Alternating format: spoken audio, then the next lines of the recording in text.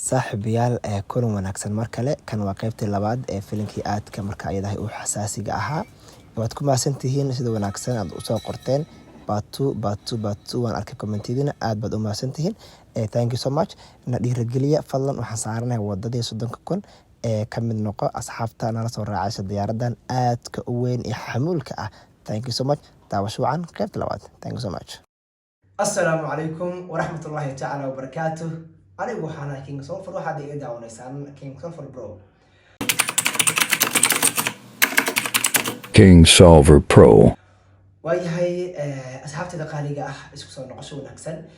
Xaaladda kooxdu ayaa waxay u muuqataa mid aad u adaaga, sidoo kale aad bay u oomayaan, waxayna doonayaan inay wada sheergarayaan caagad yaro xaaf ah.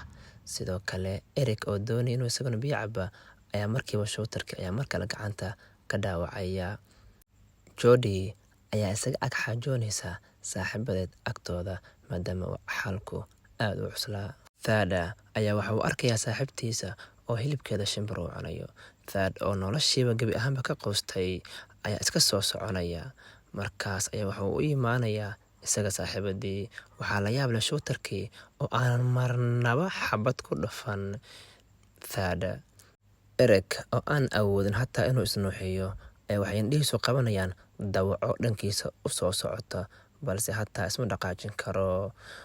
Thada ayaa waxa uu si kadis ah ku arkayaa baabuur xaggiisa u soo socda, isla markaana gacanta ayuu u taagayaa isagoo isleh bal markaan jaanis ayay ku tahay, balse waa xabad lugaha kaga dhufanaya shootarka, isla markaana waxay tan labaad kaga dhacaysaa wadnaha. Taana waxay sababaysaa in saaxiibtii uu ku ag dhinto.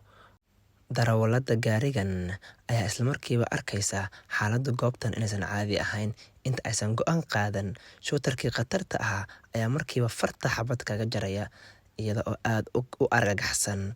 Iyo aabaheedu ag fadhiya ayaa waxay ku waalanayaan steerinka, dabadeedna gaariga marbanac u rogayaan, taas oo ugu dambeyn sababi doonta in gaarigii gabigiiba uu rogmado.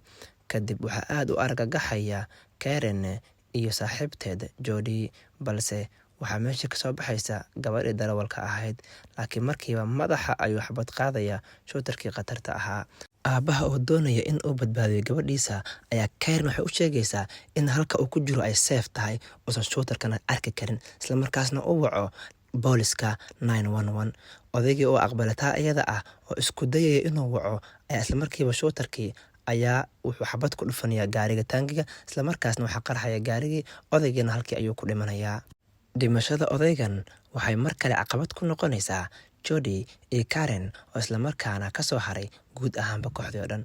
Waxaa mar kale soo kacaysa gabadhii darawalada ahayd, balse waxa u taagan shootarkii oo madax ayaa mar kale uu qaadayaa, balse waxa uu afka juuqda gabayaa Karen iyo Jody oo tala isla markaas hawa yaraatee aanan hayn. Waxay iska wareysanayaan xaalka bilowgiisii iyo hadda meesha uu marayo. Waxay ka walwalayaan dhimashada dhammaan saaxiibadood, iyaguna waxay aaminayaan in ay dhiman doonaan. Karen ayaa waxay keenaysaa qorshe, waxay leedahay habeen ayaa hadda galaya, haddii gaarigan aan ku jirno faa'iido nooma hayee aan gubno, isla markaana qaax iyo qiiq meeshan ay wada noqotaa, nama arki doona ninkan. Isla markaas markii waxay bilaabaysaa gaariga kursigiisa inay jeexjeexdo. Waxay soo qaadayaan waxyaabo yar oo ay gubi karaan si uu gaarigoo dhanba u gubto, isla markaasna qaax iyo holac markuu meesha wada noqdo, habeena la joogo, ma arki doono ninka la yiraahdo shootarka. Taana waxay u fududaynaysaa in ay meesha ka baxsadaan. Waxay sameynayaan wax walba oo ay ku sameyn kareen inay gaarigan ku gubaan. Waxay gubayaan dhammaan warqadihii gaarigii u saarnaa. Waxa u suurtagelaysa gaarigii inuu holco. Waxay sugayaan inuu holaca meesha qabsado, qiic badan oo meesha qabsado. Shootarka ayaa waxa uu arki la'yahay ama uu la yaaban yahay xaaladda meesha ka socota. Shootarka hataa uma caddo inta qof ee hadda nool, kaliya wuxuu og yahay inta uu dilay. Waxaa goobta isla markiiba soo gaaraya booliska, taas oo ay micnaheedu tahay odayga ay gabdho ka codsanayeen inuu booliska waco in kolkiisii uu booliska gaaray.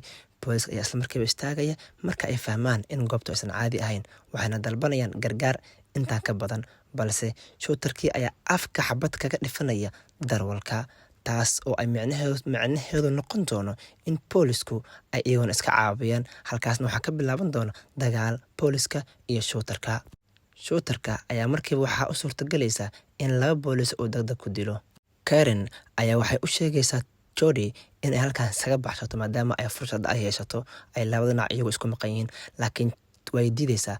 Dhigeedu waxaa halkii ka baxsanaysaa Karen, laakiin waxaa si lama filaan ah ku arkaya ninkii shootarka ahaa, halkaas ayuuna madaxa xabadda kaga dhifanayaa.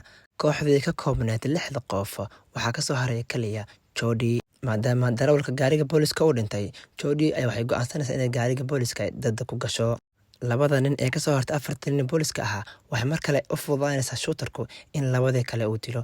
Waxaa gaariga si degdeg ah ku galaya Jody iyadoo doonaysa inay gaariga ku dhufato geedka uu ku jiro shootarka si uu usoo dhaco, laakiin xabad ayuu garabka kaga dhifanayaa. Taas ma joojin doonta Jody ee waxay gaari ku dhufanaysaa geedka, balse waxaa soo dhacaya shootarkii iyo qorigiisii oo kala socda. Qoriga ayay qaadanaysaa, ugu dambeynna waxaa dhulka soo gaaraya shootarkii. Jody oo aad u careysan, saaxiibadeed dhimashadooda ka careysan, tan iyadoo heshata ka careysan, ayaa waxay degdeg ku qaadanaysaa qoriga iyadoo bilaabaysa in qoriga ay ku aadiso ninkii shootarka ahaa. Xaggeeda ayuu u soconayaa, isla markaasna ka cabsan maydo. Aad bay u careysan tahay, qoriga cabaynaysaa, xabadka ayay kaga dhufanaysaa. Mar kale ayay ku celinaysaa ilaa uu dhulka kaga dhaco.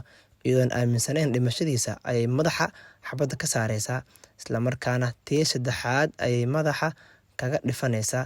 Qoriga ayaa ka istaagaya, waxay isku dayaysaa inay qori ku garaacdo. Madaxa ayay qoriga kaga garaacaysaa shootarkii. Weli ma aaminsana inuu dhintay, xanaaqa haya dartii dhiigga ku yaala qorigiis waad la yaabaysaa siday ugu garaacaysay. Waxay isweydiinaysaa meeqa qof ayuu dilay.